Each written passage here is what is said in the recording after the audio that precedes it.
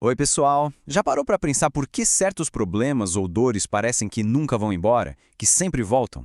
Pois é, hoje a gente vai mergulhar numa ideia fascinante da psicanálise, a de que esses sintomas, na verdade, não são só falhas. E se eles forem mensagens? Mensagens importantes do nosso inconsciente.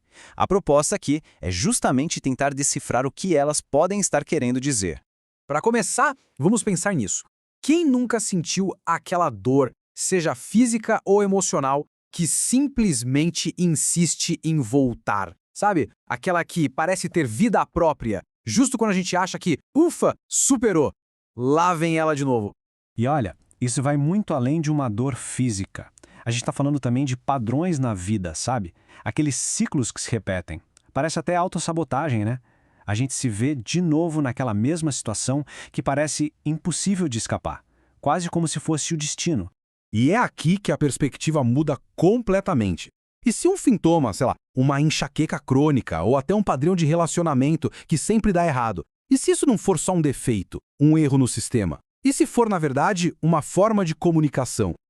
Ok, para a gente conseguir entender essa tal mensagem oculta, a gente precisa olhar para a visão psicanalítica. Para Freud, que foi quem deu o pontapé inicial na psicanálise, um sintoma nunca, mais nunca mesmo, é aleatório. Ele é o que se chama de formação do inconsciente. Ou seja, é algo que foi construído ali no fundo da nossa mente com um propósito bem específico. E o conceito-chave para entender isso é a tal da solução de compromisso. Pensa assim, existe um conflito interno, uma briga silenciosa acontecendo dentro da gente. O sintoma, então, aparece como um acordo de paz meio bizarro. Ele deixa o conflito aparecer, dá as caras, mas de um jeito disfarçado. Assim, a gente não precisa olhar para ele diretamente, de frente. E aí que está o grande paradoxo, né? Porque o sintoma dói, ele causa um sofrimento muito real, não tem dúvida. Mas, ao mesmo tempo, para a nossa psique, ele está ali cumprindo uma função de proteção. É como se ele mantivesse um equilíbrio, mesmo que frágil, para nos manter longe de uma verdade que seria ainda mais difícil de encarar. Certo. Agora a gente entra num ponto que é bem delicado, mas que é fundamental para entender essa lógica. São os chamados ganhos secundários, que nada mais são do que os, digamos, benefícios ocultos que um sintoma pode trazer, mesmo que de forma totalmente inconsciente. E olha, é muito importante deixar isso bem claro. A dor é genuína. O sofrimento é real. Ninguém está dizendo que é frescura ou minimizando o que se sente. A questão aqui é outra, é tentar entender a função complexa por trás desse sofrimento. Vamos pensar em alguns exemplos para isso ficar mais claro. Pensa numa ansiedade que paralisa bem na hora de tomar uma decisão importante. É horrível, causa um mal-estar danado, mas, lá no fundo, pode estar protegendo do medo de fazer a escolha errada. Ou sei lá, uma doença que de repente faz com que a pessoa receba um cuidado, uma atenção que ela talvez não conseguiria pedir de outra forma. No fim das contas, cada sintoma pode estar ali, quietinho, preenchendo uma necessidade ou protegendo de algum medo. E esse ponto é importantíssimo, para ninguém entender errado. Não é que a pessoa quer sofrer ou quer estar doente. De jeito nenhum. É um mecanismo que opera no piloto automático, totalmente inconsciente. É a mente encontrando um jeito, o jeito que dá, de lidar com alguma coisa. E esse jeito acaba sendo o sintoma. Tá, mas por que esses padrões estão tão teimosos? Por que eles persistem? Isso nos leva para outra ideia central, o eco da repetição. A psicanálise tem um nome para isso, compulsão à repetição. E é isso que explica por que vira e mexe a gente se vê de novo e de novo nas mesmas ciladas, nas mesmas situações dolorosas. A lógica aqui é um dos pilares da psicanálise. Aquilo que não é elaborado, que não é entendido, se repete. É simples assim.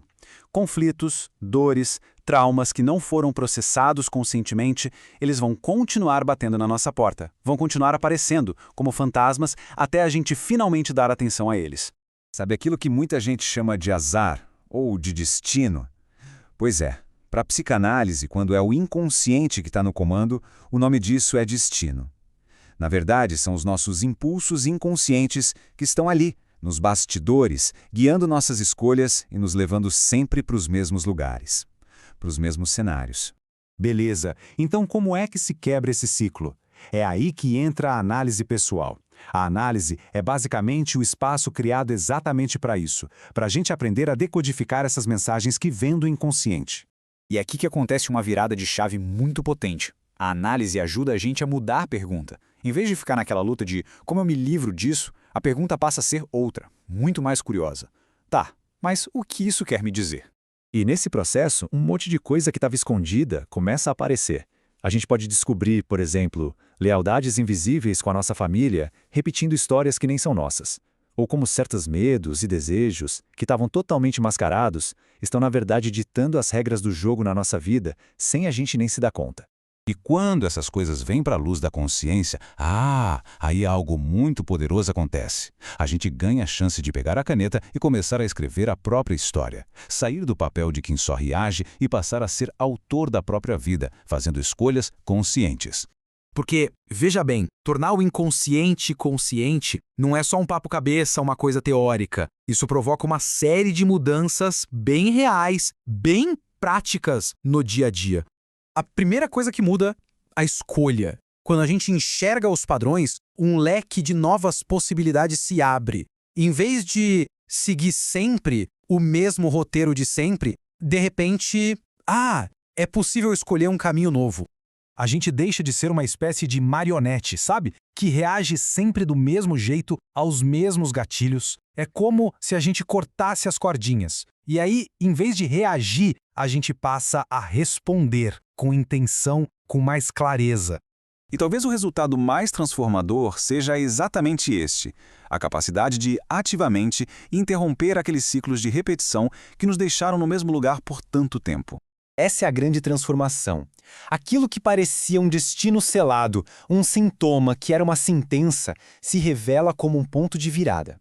Um convite, na verdade, para uma mudança pessoal muito profunda. Então fica aqui uma pergunta para a gente pensar. Talvez a questão mais importante não seja ficar se perguntando por que isso acontece comigo. Talvez a pergunta seja o que, aqui dentro de mim, precisa ser escutado. No fundo, é isso. O corpo fala. Os padrões que se repetem falam.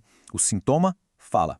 Aprender a escutar essa linguagem interna, com certeza, não é um caminho fácil. É desafiador. Mas o que se encontra no final é uma forma de liberdade que vale muito a pena.